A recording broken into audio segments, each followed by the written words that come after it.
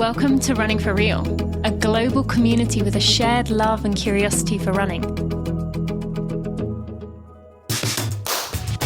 Together we reconnect with the reasons why we love to run and discover ways it helps us become better people. Whether it's the quiet moments of a morning run while the rest of the world still sleeps, or befriending the strangers next to you at the start line of a race, we are here to connect with others who see running as the common thread that weaves our lives together. Come join me, Tina Muir, as I talk with people from all walks of life, united by a love of running. Hello, my friends, and welcome to episode 414 of the Running for Real podcast. Thank you for joining me today. I'm excited that you are here and very excited for you to meet my guest today. Now, this episode it was a very introspective one with my guest, but also I found within myself, I was enthralled in our conversation. I was learning about myself in our conversation, and my guest today has a way of you'll hear it right from the start, just making you think about your choices of words, about the way that you present yourself, and how some small changes could make you feel a whole lot better about who you are, what you do, and so much more. So today, I'm very excited to welcome Stefanie Flippin to the podcast. Stefanie is an athlete for Lululemon. She's a physician. She is an ultra runner who has achieved some really incredible things, including one of the top 5 North American all-time performances. And she has so much more, and you're going to hear about that so much more today. Now, this episode, it gets pretty deep, and I really loved it, but I encourage you to listen to it while you have some time to think. This is not one of those for multitasking. Of course, you can always listen to it and then go back to it. But let's get into our episode with Stefanie.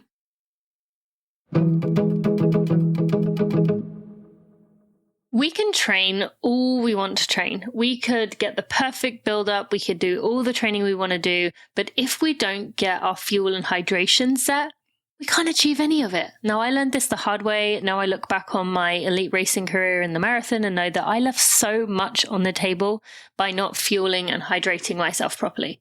Thankfully, now I do know better. I do know what my body needs and can handle. And I know that because of Precision. Precision has a free fuel and hydration planner that will tell you, and specific to you, how many grams of carbs you need, how many electrolytes you need. They will figure it out for you, and it's free. They also offer a free consultation if you want to take them up on that. No strings attached. Just go ahead and make the most of that opportunity. There will be links in the show notes to those two things. Now, for me, I have loved, now I'm getting back into longer exercises. I did a 45-mile ride not long ago, and I loved that I was back into the stage where I was taking 3 to 4 precision gels. I can begin testing my stomach, prepping my stomach for when it does eventually get back into longer runs again. As a friend of mine, you can get yourself 15% off at precisionhydration.com, and use code TINASENTME. My favorites are the PF30 gel, the chews in mint and lemon, and I use the 1000 milligram strength of the electrolyte tabs. You will find what works best for you, and be sure to go check that out. Links in the show notes, but go to precisionhydration.com and use code TINASENTME for 15% off. Stefanie, welcome to the Running for Real podcast. I'm excited that you are here. Hi, Tina. Thank you so much for having me. Yeah, I'm excited to have you. This has been, I was saying to you before we started recording, there's so many things I could ask you about. We have a lot of things in common with our running journeys, but also a lot of things that I've always wondered over the years. I've admired you and learned from you for many years, and a kind of, in some ways, surprising. I haven't asked you your background story sooner, but there's a reason that I wanted to have us talk now, and we're going to get into that a little bit later. But I want to start with just getting to know you for audience listeners who may not have come across you before. When you typically meet someone who is maybe, I guess it maybe depends where you meet them. But when you meet someone for the first time, let's say in a grocery store or a coffee shop, and they ask you what you do, or they ask you about you, which identity piece of yours do you typically start with, or does it change? Yeah, that's such a great question, and something that I do feel like has evolved over the years. I think at different stages in my life, I may have introduced myself leading by my profession. So for many years, and honestly, the bulk of my life, I was on a pre-medical track. And then that is what my primary career path had been, being in private practice. And then I feel like in recent years, maybe my identity shifted a little bit more towards, hi, I'm Stefanie. I'm a professional ultra runner. And now, I'm a full-time coach as well. So I think over the years, I've tried really hard to not lead by introducing myself by what I do. I'm a human living a very human experience. That's something that I've shared numerous times publicly. And yeah, I think it's really important the way we frame ourselves, because if we constantly introduce ourselves by what we do, that can just really set the tone, right? Leading forward, no matter what happens in life. So yeah, I try to separate that. All of those things are a part of who I am, but they're not a single identifier for me. I love that. And then when you say that, do you ever get people that say sometimes they just don't know what to respond to that because they're so used to the yeah. What do they say, and then what do you say back to that? Yeah, I think I try to lay the groundwork how I just did there. And it's really for me. It's not, it's the way I view myself. It's how I have been working hard to not define myself in a certain way. And it's for my own mental health too. So I definitely lead with that, but then I'm also a runner. I've been doing that for a long time. I'm also a coach. I'm also a physician. And I usually just say I wear a lot of hats, because my trajectory maybe hasn't been stereotypical. Yeah. This is something I think about often because, you hear these conversations, people like you and I, we're surrounded by these conversations. We are involved in these conversations. We listen to these kind of conversations. But then it can also be a bit of a silo of when you go out into, other parts of the world or in your life, other parts of your life where these conversations aren't happening. And so for those people who are used to the, hey, how are you? Yeah, good. How are you? Okay, bye. That's very jarring for them if you actually answer very authentically and in a way that feels right to you, because they're just not used to hearing it. They're like, what? So I always wondered about that. Okay. I want to ask, you started on your website. I actually didn't know this piece of you, but you did ballet at a very high level for many years, starting about 2.5, going through 18. Yeah. I would love to hear some of the lessons that it taught you about life and about maybe yourself, things that are still with you now. Yeah. I mean, looking back, sometimes it's wild. I think about the rigorous schedule that I was on for a very, very long time. I mean, I'm not sure how familiar you are with high level ballet, but it's not just, at all.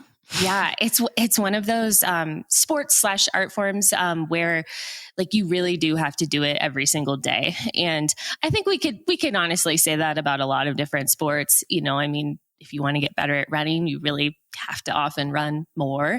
But with ballet, I mean, there's so much technicality to it. I would say not so different from something like gymnastics. It's pretty difficult to enter it at a high level. Later on in life, you really need to have started it pretty early on. So yeah, just looking back, I mean, my schedule was really regimented for a long time. And I think there's a lot of benefit to that. I think over the years, I learned just a sense of if you want to get better at something, you really do have to invest the time and energy into it. And yeah, I mean, I think a lot of times I think back to some of the instructors and coaches that I had, and many of the lessons and just a lot of it is regiment. I had a teacher that, I mean, we spent probably an hour doing strength work, before we even started actually practicing and doing routines and stuff like that.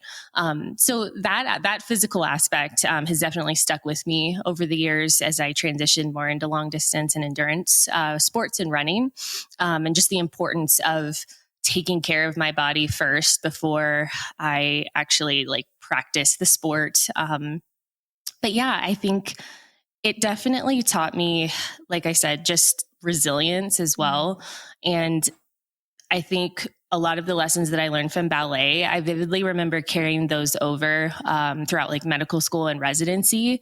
Ballet definitely has this sort of reputation for having instructors. And this is probably like, I'm 35 years old. So it's definitely probably something that's like a generational thing too. I'm hopeful that things have changed, but I did have a lot of instructors who sort of took that route of, like yelling, being a little bit more aggressive, definitely comments about like body type and things like that. Unfortunately, I wasn't someone who responded to that type of instruction, in a way that was like detrimental to my health or body image or anything like that. I think honestly what it taught me was that, like I just have to let everything roll off my shoulders and roll off my back. I think it taught me not to take things too personally either, which was a really invaluable, I don't want to say skill, but just lesson leading into really high stakes environments and dealing with, like the reality of going through medical school and residency where you're often in volatile environments and you cannot take everything personally or else you're going to self-implode. Yeah, no, I could see that. I want to ask a similar thing about medical school in a minute, but, it's interesting hearing you saying that. I did like competitive swimming before I did running, and I feel quite similarly about some of the pieces of that. And while I do struggle sometimes to look back on it positively of like, I really enjoyed that because I found it so hard. I do love the lessons that it taught me. And I honestly don't think I would have done a lot of the things I did today without it. Yeah. And so are there any pieces of that? I'm assuming that you went through some period towards the end, at least, where it maybe wasn't as enjoyable as it was. And did that teach you some things? You said about resiliency, about, sometimes life is just going to be hard and you have to kind of trudge your way through it. Or was it about listening to yourself and what you need? What happened there when it kind of maybe the passion started to fade away?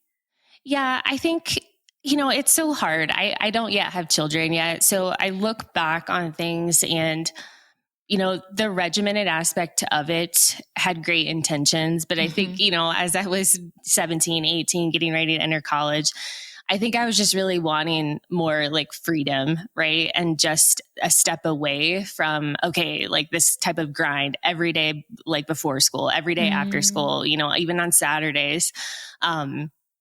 So, and there's also an element too that like the reality is that ballet is still very much one of those sports/art forms where specific body types are still viewed as a requirement. I'm 5'1.5". I legitimately haven't grown at all since I was 12 years old. I've been like the same size, the very majority of my life. And for those listeners who aren't super familiar with, very high level ballet, most of the time ballerinas are like at a minimum of like 5'7", and just taller in general. I also had some like physiological, like just honestly, like it's just purely my anatomy. And it's interesting because when I went to medical school, like a lot of those things, like as I was like learning like different systems, I'm like, oh yeah. Like I remember I had this like very like traditional Russian style ballet teacher who she would even like tell my parents like, okay, you need to have Stefanie like stretch every night, like stretch the back of her knees. We need to get that hyperextension going, and then, so growing up, you're like, okay, like, yeah, like that's what my knees have to look like. And then I'm going through school and it's like, oh, that's just like not how my like femoral, like tibial condylar joint is. Like, and most people don't have hyperextended knees and that's technically not normal.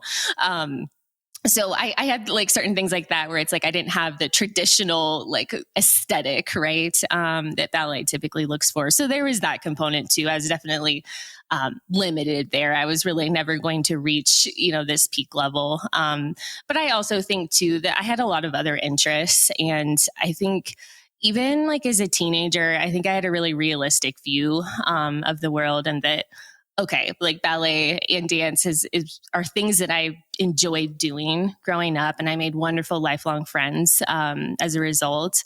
And like we've been saying, I took a lot of lessons from that journey. But at the same time, I think I felt that I had a larger calling. It's like, how can I utilize this? I know it sounds kind of like ridiculous, but like, how can I utilize this skill set to change the world? I don't know that it's me remaining in ballet. I think I can take some of those lessons and apply it to some of my other interests. Yeah. I always felt a sense of peace with it. Never something that it was like I was giving up a lifelong dream or anything. So, yep. Well, thank you for sharing that with us, and also thankful that you did decide to follow some of those other passions because they led you to our community. And then, I want to also ask the same question about medical school. I mean, that is very intense. You had to do a lot of your training when you were running after clinicals. I mean, my husband is a college coach, and so he has a lot of, often nursing students that have to do runs after clinicals, and how fried they are having to do their runs like around their work and around the clinicals. So talk to us about that, like what that taught you about yourself and about life going through that period while also trying to follow the passions you had. Yeah, I think, so I grew up in San Diego, California. I definitely traveled, but I hadn't lived anywhere else. I was very, like most of us, we grew up in, if it's a privilege, but most of us grew up, in a bubble. And, I made some changes, and big decisions, in terms of where I was going to go to school. But I ultimately, ended up moving to Chicago, which was totally out of my comfort zone. I had no idea like what actual winter was. I remember my parents like taking me to the North Face store, and my dad being like, no, you need an actual coat. Like, I know you think like a hoodie is what we wear in the winter, but so I moved across the country by myself. I was 21 years old as I had graduated from college early, and I think a part of me just knew that I was at a crossroads. I could either, I needed like an outlet throughout school that was healthy and not something that was, like drinking or just something that was going to detract from my goals. I've been a lifelong runner, just more so as something that was for fun though, that I shared with my dad. I think I just decided like, hey, I need something that's totally different from these long hours of studying, being in the anatomy lab. I just decided that, okay, running's going to be that thing for me. I've spoken about this publicly many, many times. I mean, running was not ever like a competitive or like an elite consideration for me for a long time, because I legitimately didn't have the bandwidth to prioritize it in that way. So sometimes when people ask me, well, it's crazy, like what happened like this year, your results got so much better. I'm like I was just no longer I dropped working 100 hours. Literally. Yeah. Like I'm not in the hospital like 90 hours per week anymore. So I can imagine. It's interesting actually. I didn't know you were from San Diego either, and I have the rare understanding of what that feels like actually, because I did my gap year after high school in Aliso Viejo, which is an hour or so north of San Diego, and then I went to school in Michigan. And Northern Michigan, not the UP, but Northern Michigan. And I remember similarly like going there and being so excited for the winter, and then giggling as I ran around in the snow the first time. Yeah. And then like 2 years later, I was like, I am done with this. It is quite the cultural shift, the weather shift. I mean, you were Chicago, so you're a little more city than I was in Michigan. But yeah, it is a tough transition when 50 is chilly to, in the 20s with wind chill. Yeah. So, as you said there, dropping all this work time, you improved pretty quickly, had many impressive performances, including one of the top 5 North American all-time performances. Did you struggle at all with a sudden load of pressure coming from the fact that before you could kind of spread what you were doing, maybe excellence could be a word you could use, but just doing well in multiple things, to now you are a level where people notice? Yeah. And there's a pressure that comes with that. Like, speak to that of suddenly, I'm assuming, jumping into that feeling of, wow, now eyeballs are on me. Yeah, 100%. And actually, Tina, it's something that I still honestly struggle with. I think like we were discussing earlier on in this conversation, I think my entire life, I have been, it's not like I'm someone that, I just want to be doing a bunch of different things and I don't want to focus on one thing, but it's just that I have had numerous passions and they're all equally important to me. And I think, it was a struggle that I wasn't really prepared for, going all in, on running. And sometimes I ask myself, were you a better, more well-rounded athlete when you weren't solely focused on running? And I'm not solely focused on running too. I certainly have an emphasis on other career paths still. But I think I maybe am someone that flourishes a little bit more being just diversified. And that's why I intentionally, when we started this conversation, it's something that I've been exploring more and more about myself. And just understanding that my worth is not tied up in my running performances. It's also not tied up in, what I've also done in medicine, or as a coach. But I do think that because my trajectory, it was just not typical. I did not run track and cross country in high school or college. It was something that I came into as an adult. It's been something where over the years, it's an active process for me to not play the comparison game. I really can't do that because, I look at some of my competitors and I'm like, oh my gosh, they're so talented. That's incredible. But it's the reality is many of them have been doing this their entire life. And this has been their ultimate, goal and working towards this. And they have had, a fairly singular focus on it. And I don't think that there's a right way or a wrong way. But it's definitely something that I've had to work on and just work on accepting and also not having regrets over either. Because I think it's really easy to look back and be like, well, gosh, if I had gotten started, or if I had, started working with a coach earlier on, or if I just started working on my running economy, and turnover earlier, maybe I would, be at this level or have accomplished X, Y, or Z. But at the end of the day, I think, especially recently, I've been telling myself, it's not that deep.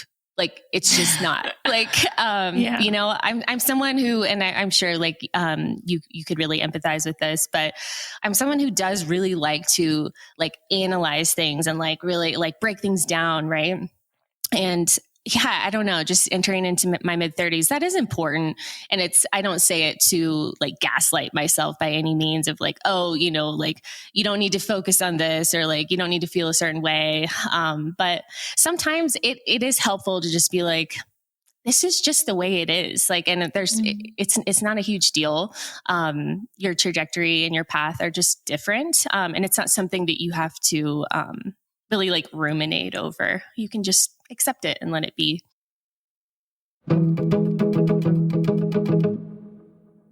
Hey runners, have you seen top athletes like Eilish McColgan and Kara Goucher using the lever system lately?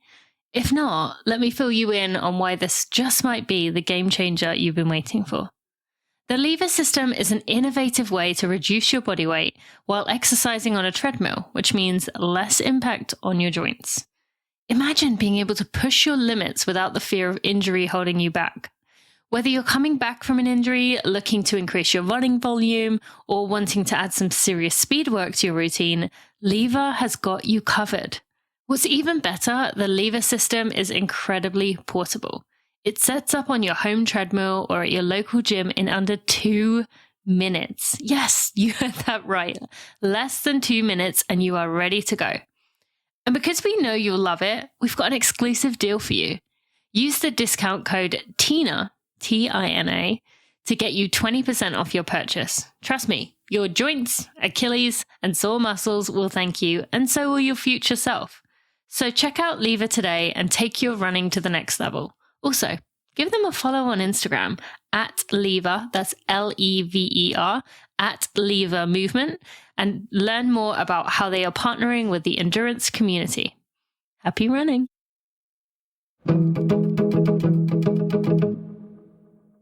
Yeah, you're reminding me of a few weeks ago, two of my friends were kind of having somewhat banter, somewhat nugget of truth argument in front of me about if they had all the money and time in the world, would they be an Olympian? And they both thought, yes, if I had all the money and time in the world, I could be an Olympian. And I had to say to them, like, yes, okay, the time, the resources are two things. Yeah. But there's also so much mentally that comes with that. And exactly as you said, I tried actually in the summer/fall of 2014 to just do running, focus on my training, and it was a disaster. And so I think that it's so important that you mention that, because it's very easy for people who, maybe many of the listeners who feel, well, I'm never going to be as good as either of you. I'm never going to be able to achieve the things that you achieve. And if I was at that level, I would be happy talking about this to everyone that came up to me. But there's so much pressure that comes with that, not even necessarily from other people. It's just, as you said, when people quickly realize, oh, wow, this person's very good at something, they want to keep talking about that because they're interested and curious, and that's great. But that continues to fuel this mindset in your own brain of like, oh, this is what people want to know about me. And that adds a lot more than I think we often talk about. And so I do like these opportunities to talk to people like you who do get it, but also who recognize that it's not necessarily healthy to just have that be, as you said, the focus of who you are and what you can offer to the world. Any other thoughts on that before? You know, I think a lot of times, like, there's this really positive connotation to going all in on something. And I do think that's really important. But over the past several years, I've also really worked with my sports psychologist about the fact that, you know, I think a lot of times, you know, the majority of people tend to perhaps struggle with like naming a goal and then, you know, doing what needs to be done to work towards that goal. So a lot of times, like a lot of maybe life coaches or, you know, psychologists, therapists, things like that help people focus on that. But what I've learned about myself over the last several years is that I don't have an issue with doing that at all. And sometimes it's okay to like not name exactly what you want to do and then, you know, speak it out into the world. There's also nothing wrong with doing that. However, I think it can become something where like it's like this all or nothing like camp. And if anything, like life just pops up and alters, you know, the sort of timeline that you've mapped out for yourself, it can feel like you are failing if you aren't, you know, sort of checking all those boxes en route to accomplishing those goals. And so I've actually stepped back and tried to actually like loosen my grip on like verbalizing these goals, sharing them publicly. Again, there's nothing wrong with doing that, but I've done that in the past, and sometimes it's been great. And sometimes, like I said, life just happens. We don't have control over every little factor that goes into things. So that's something that I've really worked on, and I've sort of like shared that journey and that ethos with the athletes I coach, the patients I work with, that like sometimes like we just like none of us have a crystal ball, and it can be really empowering to speak out a goal publicly, and have a timeline for it and work towards it. But if we hold on to that timeline like super, super tightly, it can also just become something that's incredibly stressful and all consuming too. So just sharing that thought process there. No, that's so important. And I see that so often. I'm sure you do too on social media, where someone sets a goal or intention. I'm seeing it a lot actually right now with Chicago, of like week 10 of training. And, I have to send that person a message and be like, I love that training is going well, but just remember to listen to your body. If it's saying like, you need to dial it back a notch, like don't push through at this point, because you see it all the time. And that's why social media can be so dangerous. You were saying about comparison. And, it's a wonderful that we get to kind of watch people's journey to a race, but it's also can be harmful if you are someone who struggles to listen to yourself and know yourself. So, thank you for speaking to that. Now, on that note, one of the things I said I wanted to talk to you about was, I really feel you and I have been through similar patches in the last few years in terms of, as we've talked about, having success, doing well, having that drive to do something, and then life just kind of coming in and saying, okay, I see your goal. I see this thing you want to do. Not quite the time. Yeah. But for you, particularly with the Lululemon Further campaign, this was done in quite a public way. Yeah. It was stated, what was it, a year and a half before? Yeah. Yes. Yeah. I started working with the brand a year and a half prior to the event. Yeah. And so during that year and a half, share what you would like to share of kind of some of the setbacks there.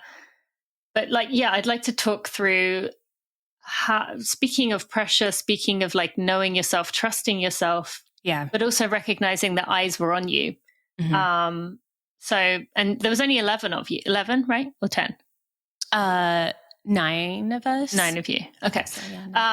So yes, whatever you would like to share of that, because I'd like to dig into this a little bit with both of us kind of being where we're at.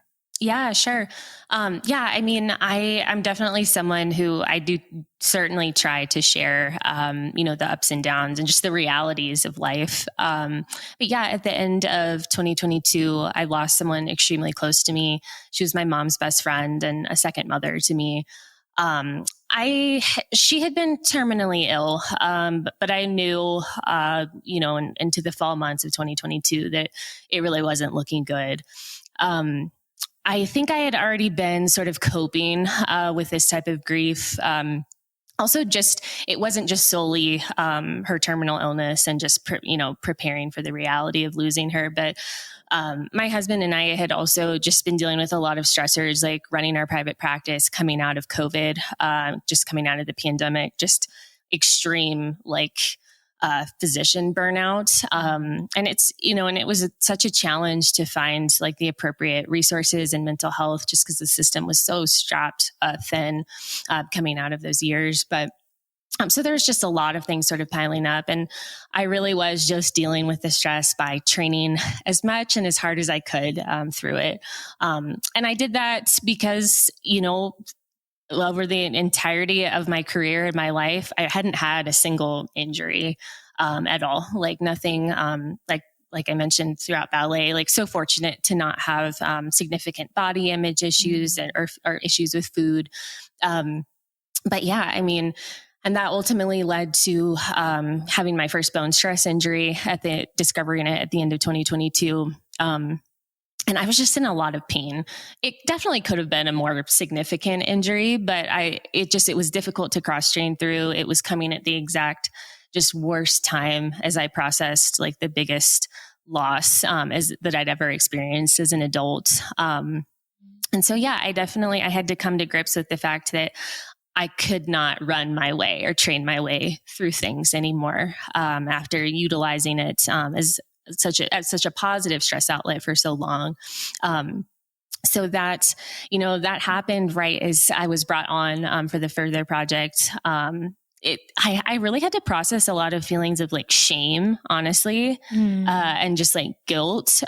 Even though, I went through a coaching change, and my new female coach was like, you did nothing wrong. Like, and we need to get out, and I think that it just can be hard, especially with an injury, like a bone stress injury where, we have so much more data on them now. And, some of the best papers out there, like underscore, like this is this is an injury of training errors, nutrition, and so it's hard not to take it personally. But yeah, I really had to process that. I just felt so shameful about it. And I also just felt like, shameful having to like share with a brand who was bringing me on, also like leaving a brand that I'd been with, and like saying yes to something that, like in my mind and as a physician, it's like, yeah, I knew, like, I know how long it takes bone to heal. Like, I know I'll be able to build back certainly in time for this, but, it was just hard because I felt like there were a lot of unknowns, including feeling like, maybe I'm not the right person for this. You're bringing me on and I'm like, I can't even run right now. So yeah, just working through that, and since that initial, injury, and then, I'm still on, I will always be candid about the fact that grief like really doesn't have an ending ever. You just learn how to live with it and you learn how to shape your life around it. But it never goes away.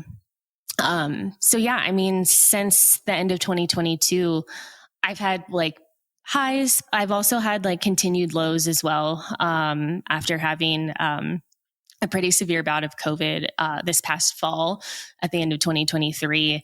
And so I've just been sort of weathering, those as I go and doing my best to take things one day at a time in stride.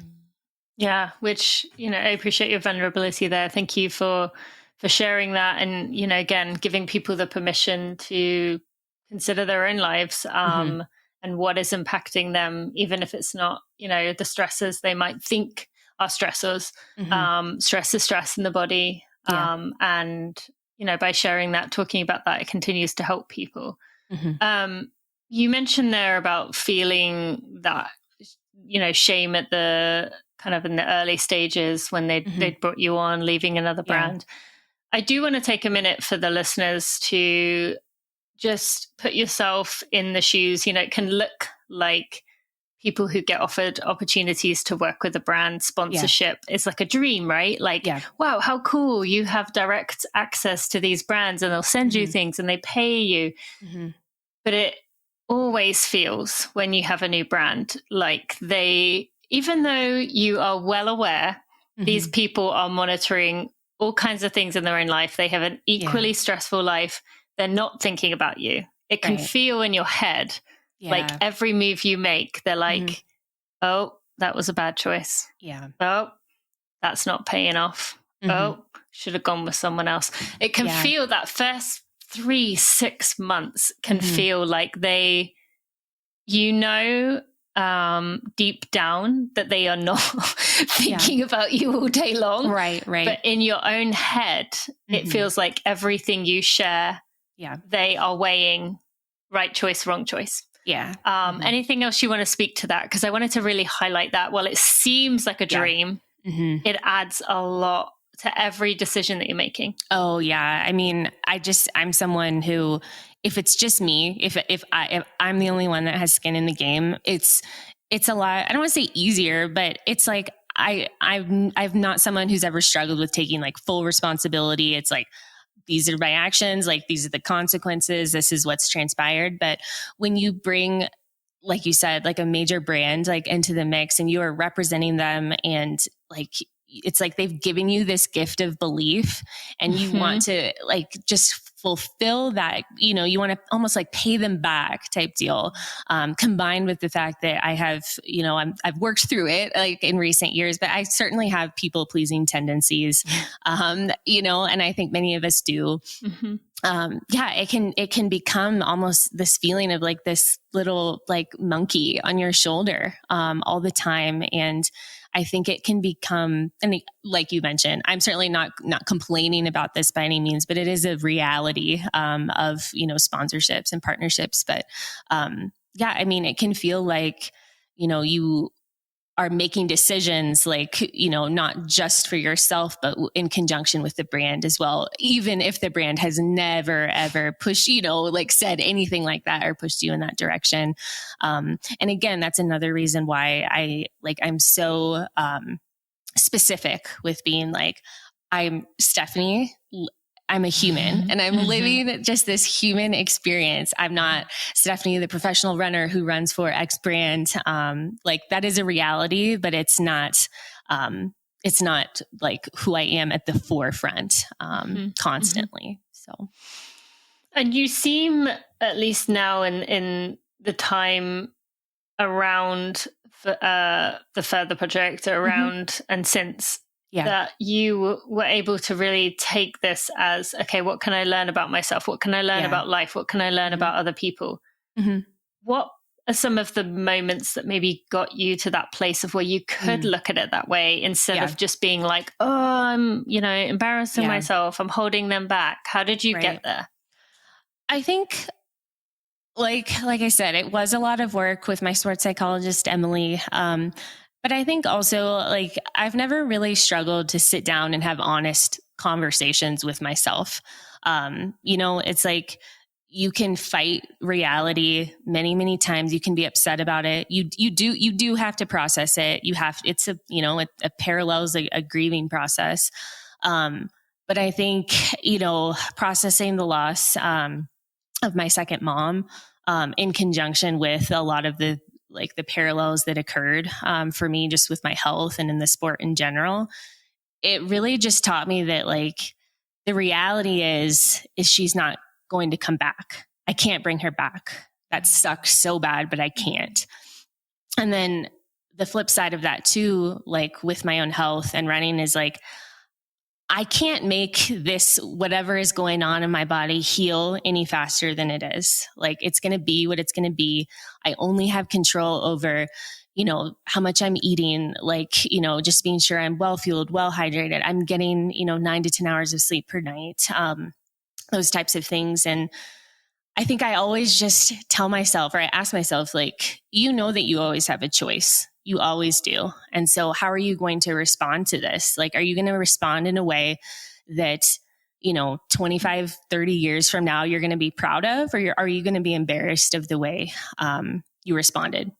And that sounds kind of like I'm shaming myself there, but I really don't have a problem asking myself those questions. And I think as I got closer to Further, and just over the past few months as well, I've also asked myself, are you making decisions and are you really analyzing the decisions that you're making in a way that would make your younger self really proud?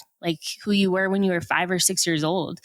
Are you behaving in a way that is the adult that you needed when you were young? I can't take full credit for that element there. That is something that our friend Nikki Hiltz has shared about frequently. But yeah, I think that's sort of the thought process that I've gone through recently. And I think it helps you take a step back and not get really bogged down in how you're feeling in that exact moment, but really zooming out and asking yourself, you have an opportunity here. It's not something where this is the end of the road and this is it, and everyone's staring at you and judging you. It feels that way often, but I also have a very realistic perception of myself that like you mentioned too with the brands, everyone has their stressors. Everyone is going through things. There's no one that's sitting out there that's just analyzing and scrutinizing you. I very much think that I'm no better. I'm not elevated beyond any other person out there. But at the same time, my view of myself is I'm doing the very best that I can. And I'm trying to do the very best that I can in every moment and putting my best self forward. And I can be really proud of that too. So I can hold both of those thoughts there in tandem.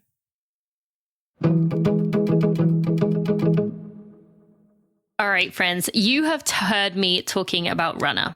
the #1 rated running coaching app in the world with over 20,000 5-star reviews, according to Trustpilot, Apple, and Play Store. They are on a mission to make running as easy, effective, and as enjoyable as possible. You've heard me telling you about how they do that through creating personalized running plans for all abilities. Doesn't matter if you're a first-time couch to 5K person or a 2:30 marathoner really looking to stretch every second. All of their plans are built by Olympic athletes and expert coaches. And you've heard me talking about the critical piece of the strength and conditioning plans that they have on there, the integrated mobility and Pilates plans.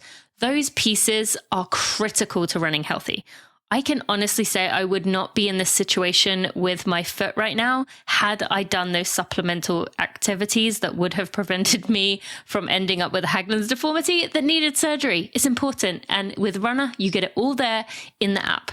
And my favorite part is that you can connect with other like-minded runners in the community section of the app. So those are some things I really love. But now Runna has an AI feature that allows you to figure out where you are at. It's going to adapt to your workout data as you go. It's going to provide pace recommendations based on your performance. It's going to keep updating as you add your sessions, as you add these hard workouts, and you're going to get recommendations that you can choose to accept or reject so that it will make changes for you. But if you don't want them, if you are following a plan, if you're coming back from injury, you just go as you need to go. Be sure to check out that Runna AI feature that is now on there. And as a friend of mine, you can get yourself 2 weeks free by using code running for real. That's running for real with an FOR, running for real. That's going to give you 2 weeks off. So go check it out. Go download the Runna app and you'll be glad you did.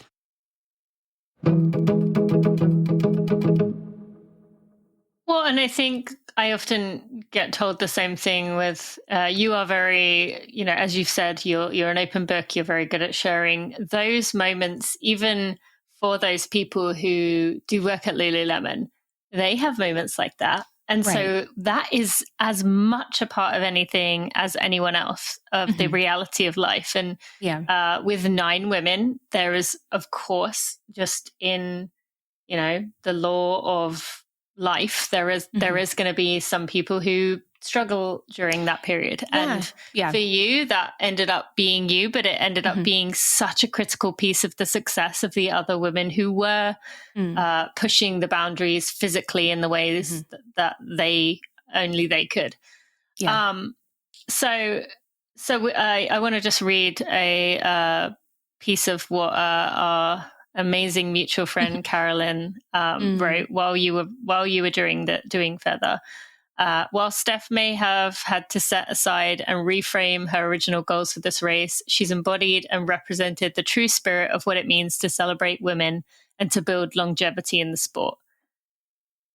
While you were in that, was there a moment where you remember where you really felt like, oh, wow, I am having a positive difference here. I am helping these women. Like a moment where you could truly take that in of like, while your value wasn't coming out in the way you wanted it to physically, it was allowing these other women to do it for themselves.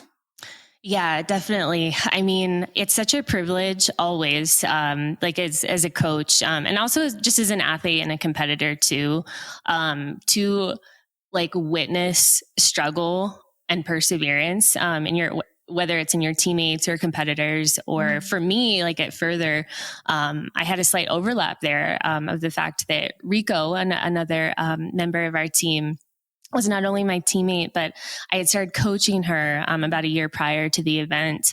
And it's so rare, right? I mean, I've been fortunate to be able to, go to many races, like, coach in person.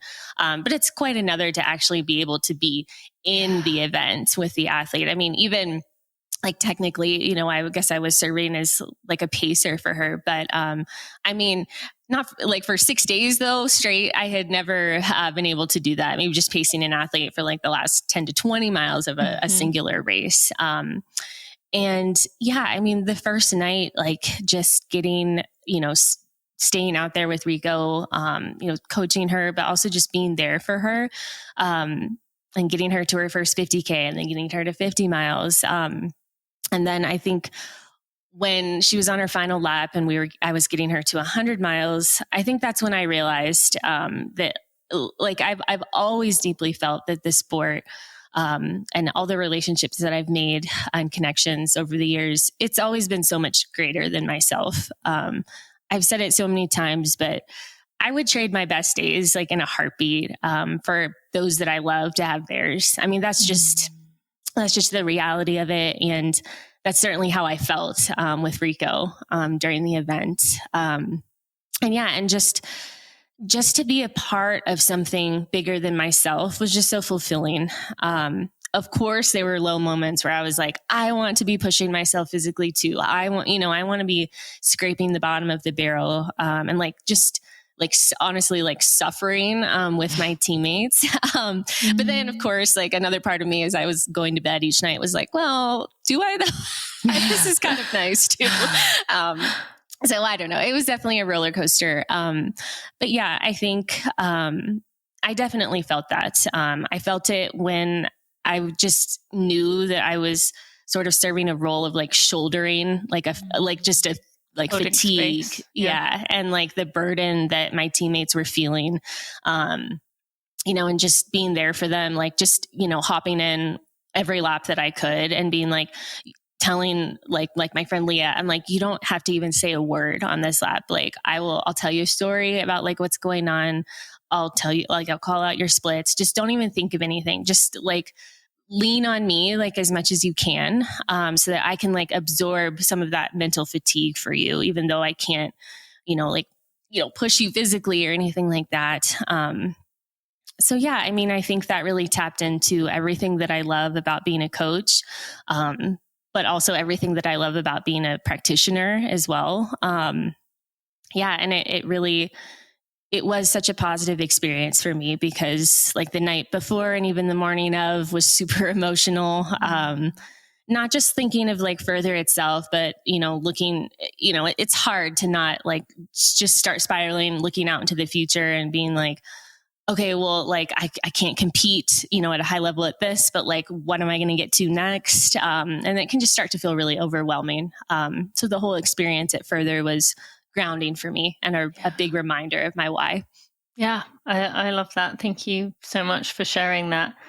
Do you have a memory of your own of someone else doing that shouldering for you? I mean, Mitchell, you seem to have had a lot of experiences like this together, but is one coming to mind where someone did that for you? Yeah, I mean, probably like every 100-miler, Mitchell, my husband and I, that's how we got into the sport. It was really like us just completing these like wild, crazy races together. We really never had like very specific time or performance goals. But yeah, there, like my first 100-miler was out at the Grand Canyon. It's a race that's no longer put on anymore, sadly, but, I remember like getting to mile 50 and then, I got into my parents' like rental car and I told my dad, I was like, I don't want to do this. I like viscerally don't want to keep going. And my dad was like, I know it looks pretty horrible, but like you committed, like you signed up for this, you paid to do this. So like, if you are not physically ill or like severely injured, like you should try to see this through. And then probably like not even 10 miles later, I just like sat down on the side of the trail coming out of this like huge climb. And I like just had kind of like a temper tantrum. I remember like being like, oh my gosh, you are 24 years old and you are behaving like a toddler right now. Just getting like really annoyed with Mitchell and like just being like, why did you make me do this?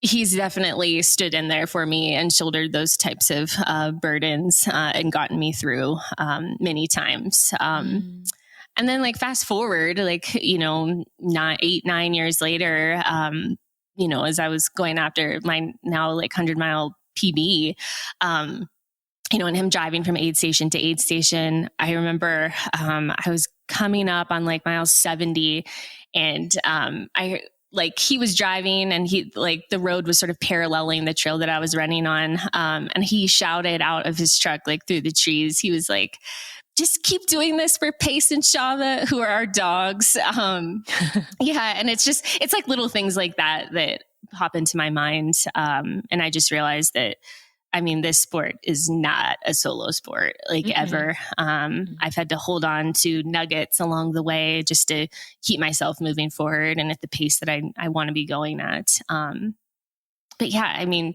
further was definitely a reminder of that aspect of the sport for me. Yeah, for sure. No, I actually, our mutual friend, Zoe Rome, she finished second at Leadville a few weeks ago, and I was there, and we met up the morning after, and she was telling me about the last 10 miles. The only 2 words she could utter to her pacer, Kylie Van Horn, who you may also know as well, were potato and electrolyte.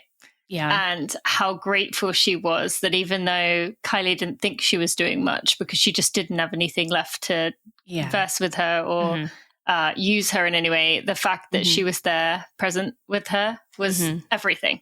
And so that just for me was like another example of just sometimes you don't have to be like, come on, you got this, or like, no, you've just got to like be there, just physically there, or like you said, the person to shoulder that burden or shoulder that moment for that person when they have nothing even to speak.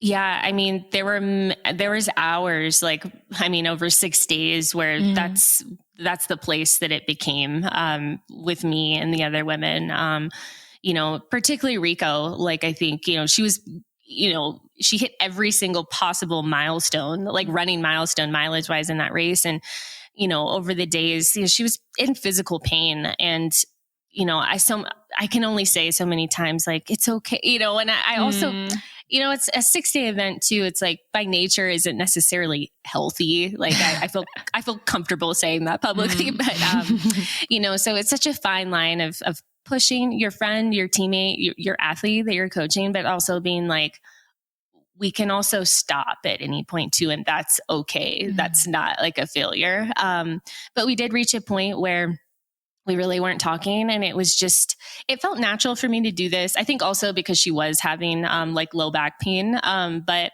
I would just put my hand like at her low back, and I would just put my hand gently there. By that point, her sort of running pace was, a walk for me. So it was not difficult for me to just do that sort of simple physical gesture. And yeah, I think now, like I still coach Rico, and she will text me or write in her training log, like, today was so hard. And it wasn't necessarily because of the run. It was because of XYZ that I'm dealing with. But she'll always say, but I always still just feel your hand at my back. Oh my God, that's beautiful. Wow. Yeah. So yeah, that was just something that like, it just sort of organically happened. And I think it's a good example that, like you can be there for someone, like you said, without just being this like rah, like loud cheerleader. And I think that that's often what many of us need, is just to feel that. So true. Now I want to wrap this up with you two, that while this what experience wasn't what you kind of had hoped for when you first signed up for it, it was a milestone for you. So talk about what that was and how you were able to shift your mindset from, yes, celebrating others, but also being grateful for where you were, even if it wasn't where you originally wanted to be. Yeah, I think, I'm always like really careful, like with my words and how I like speak about myself. And, a lot of like our researchers and just the team involved was like, Stefanie, like, just, you need to stop downplaying like, oh yeah, I wasn't really a part of this, like athletically, like, I mean, previous like training blocks, like, 100-mile weeks were pretty much like standard for me in preparing for a big race. But it had been since 2022 when I'd been able to stack that type of mileage and to be able to run, 112 or whatever miles in 6 days. That in and of itself wasn't like something that I was like, yes, I'm seeing those numbers again. It was the fact that like I started the week healthy, ended the week healthy. And then of course, since I am heavily steeped in medicine, I was really just holding my breath for 4 to 6 weeks out, because that's typically when we then see these types of like, oh, oops, this was a training error that occurred 4 to 6 weeks ago. And now it is popping up as an injury in this way. So the further and further, no pun intended, I got away from the event, I like each week where I would wake up like feeling good and being healthy, I was just celebrating that. And I think that because I was so fortunate to not have any major injuries for the bulk of my career, now, I mean, for me, it's like health is everything. Yeah. It's not just something where it's like, oh, thank goodness I got to this start line healthy. It's like, it's so much more to me than that. It's everything. It's like, it's anything and everything. So each day, like I said, like, taking away from that, coming out of that milestone of getting through the week healthy further. It's just been like, I'm just so grateful for what my body like has given me, because like you never know when things are going to change. Because it's, like I said, it's not like I'm someone who has, just like year after year, season after season, of the same thing and just the same issues. For me, it was like, oh, well, this is new to me. And I think coming out of further, I've also had to work through the fact that like you don't have to hold your breath all the time. You are durable. You are you are resilient. Yeah. These things that have happened to you, like they've had reasons why, and some of them have just been really ill-timed. But there's a reason why they happen. And it's not something that I have to just keep looking back on and being like, just really frustrated with myself and being like, why can't you perform? Why can't you just like stay healthy? It's like, sometimes like shit just happens, and like I said, it's not that deep sometimes. So I think those are sort of the lessons and just things I've taken since further. That's so good and so true. It's funny, actually, a lot of the time, people, when I tell them about my Achilles, they're like, oh, I'm so sorry. And I'm like, to be honest, I made it like 14 years without really any injuries other than one calf strain and one stress reaction. And I was under fueling. It's kind of a miracle my body got away with that. Yeah. And so I kind of feel like I'm due something. And so, but when I say that to people, their reaction is like, oh, okay. Like they kind of are like, oh, I didn't expect that answer, but like, that is the reality. Like if, sometimes things happen, not when you want them to happen. For me, I finally had got my competitive spark back after 5 years. Did I want it to happen now? No.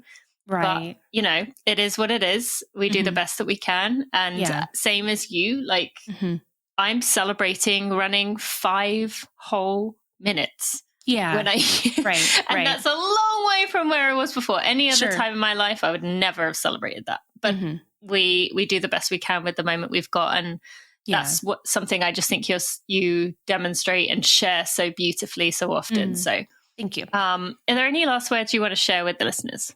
Yeah. I mean, what you just mentioned there too, I think for anyone that's going through like a valley or just like a low point, it can feel really isolating and it can feel like you're the only one. But I think what's important to remember too is when you're in that place, it's really easy. And it's something I think just human nature for us to sort of pick out all like other competitors, other friends, teammates and things where it feels like, gosh, like they just, nothing ever goes wrong for them. And it's not that you want something to go wrong for them, but it's almost like your mind is like trying to find patterns, right? And to like pick up on like, okay, well, what have they done that like has prevented them from having to go through something like that? And I think like the reality of that though, is that everyone goes through that. And you also don't know how close someone is like to, like you see someone run like this breakout race or, we've seen this happen a lot too with like our professional like women's marathoners, right? Where it's like, oh yeah, they like, they have this performance. And then like a few weeks later, it's like, ooh, yeah, they actually ran it with a pretty significant injury or just something similar to that. And I just always think it's important to remember that you just don't know how close someone is to diving into major illness, injury, burnout, or what they're weathering behind the scenes. So try your best. And I say this more so for myself really too.